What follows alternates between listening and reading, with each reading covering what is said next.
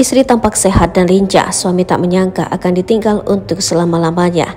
Kisah sedih ini datang dari seorang pria bernama Muhammad Basir Abu Bakar yang kehilangan istrinya Nur Azlina Jafar.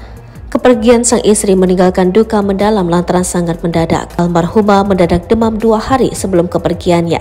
Di hari ketiga, demamnya semakin parah disertai muntah dan diare, ujar Basir menceritakan riwayat sakit sang istri.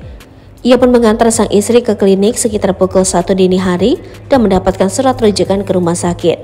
Dikarenakan sudah malam, ia dan sang istri ke rumah sakit keesokan harinya.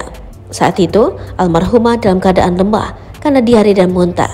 Sore harinya dia WhatsApp kalau sudah masuk kamar rawat inap, lanjut Basir. Tak disangka di hari yang sama sang istri tiba-tiba dipanggil Allah karena infeksi kuman pada paru-paru.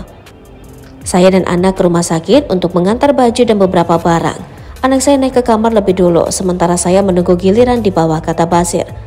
Belum juga bertemu, Basir harus menerima kenyataan sang istri telah berpulang.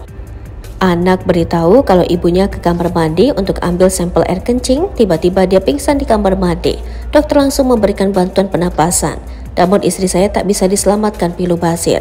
Sedihnya, Basir merasa kalau dirinya lah yang divonis sakit, namun justru sang istri yang lebih dulu berpulang. Sayang yang mengidap penyakit, namun dia yang tinggalkan saya dulu memang terasa sangat kehilangan.